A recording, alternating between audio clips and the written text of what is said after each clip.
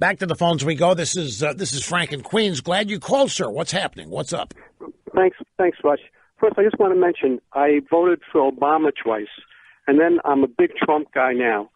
When the Democratic pollster asked me why I'm voting for Trump, he didn't know I voted for Obama, and he called me a racist. Isn't that amazing? But now, anyway, wait, hold it. I'm not going to take away from the time that you called to talk about your primary point, but how does that happen? A pollster called you a racist while you're being polled on the phone? No, I was walking down the street, and he had a Democratic, he had buttons on and everything, and he said, who are you voting for? And I said, I'm voting for Trump. Wait, hold it a minute. What street were you walking down? Where were you walking? Where were you going? How'd they find you? It was in Virginia. I wasn't in New York. I live in New York, but he was in Virginia. And he didn't know I voted for Obama twice. And then, and then he walked away from me, and he turned back and called me a racist. But anyway, and that's not the reason I called, though. I know, and I'm not going to take. Wait a minute now. If we have to hold you through the break, which we're going to have to do, I'm not going to deprive you of talking about what you want to talk about. This is intriguing. You're walking down the street. You're minding your own business, a state you don't even live in, and some guy comes up, convinces you as a pollster, starts asking you questions. Where were you walking? Were you downtown? Were you walking in your home area? Where were you? I was in my son's house. I was visiting my son. So you're walking in the neighborhood? Yeah. Just out walking for the sake of walking. You're not going anywhere. You're just taking a stroll. Yeah, I was with my son, in fact. All right, hang on. We thought polling, I didn't know it was done this way. Okay, now we're back with Frank in Queens, who's home from Virginia, where he was recently walking with his son in a neighborhood, and he was accosted by a pollster. Did he tell you what polling firm he was representing? No, Rush. This was before the election. This happened. This happened before the election. Well, I understand that, but yeah. So you don't know if it was Reuters or... I don't know what it was. He was a Democratic pollster. He had a clipboard. I told him I'm not voting for Obama. I'm voting for Trump. And then he called me a racist. And then my son turned to me afterwards and said, "Didn't you vote for Obama?" I said, "Yeah," last 2 times. But anyway, that. I just wanted to point that out. That, okay, but wait just a second. I know you're chomping at the bit to get to your other point, but This is a big deal. This is exactly why people lie to pollsters. This is exactly why you have the Wilder effect. This is why people lied to pollsters and told them they were voting for Doug Wilder. He was a black candidate for governor of Virginia because they didn't want a pollster accusing him of being a racist if they told them they weren't going to vote. So you admitted you voted for Obama twice. Now you were not going to vote for Obama. And the guy turns around and calls you a racist. Yeah, he didn't know. He didn't know I voted for Obama twice. That was the silly part of it. Even better. He called me a racist. Yeah, right. Okay, so now. Okay. Well, I agree with you 100% about. Now hurry up. Only got 10 seconds here.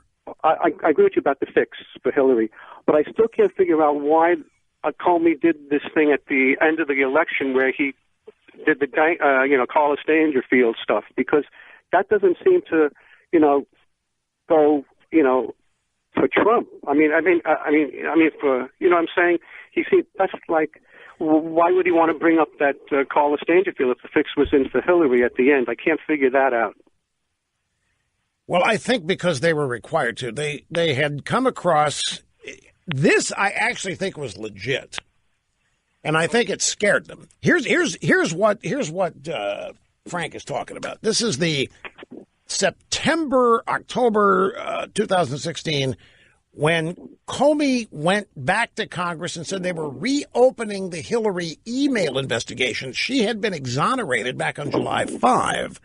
They're reopening it because they found some of her emails on a computer of Huma Abedin's husband, Carlos Danger, who had been engaging in sext messaging with young teenage girls.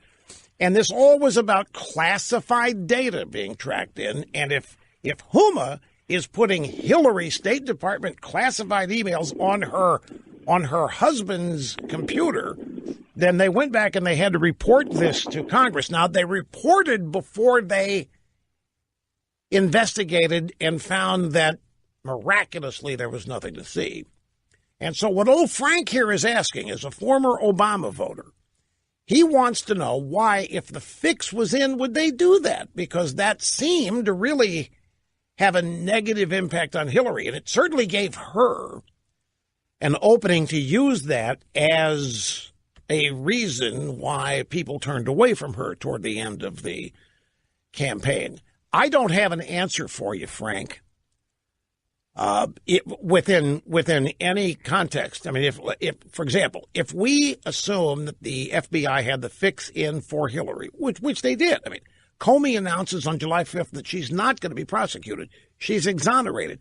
He told us that there was no reasonable prosecutor would ever pursue the case because she didn't intend to do anything that she did, and therefore getting a conviction would be impossible. That's bogus, but that's what he said. So she's cleared. And then, that's July 5th, 2 months later, we're back and we're reopening this thing. And it happened on Thursday or Friday, and all weekend everybody was buzz, buzz, buzz, buzz. Then Comey announces, sorry, we didn't find anything. It's all over. Clinton, big sigh of relief, but there were a lot of people angry. If the fix was in for Hillary, why do this?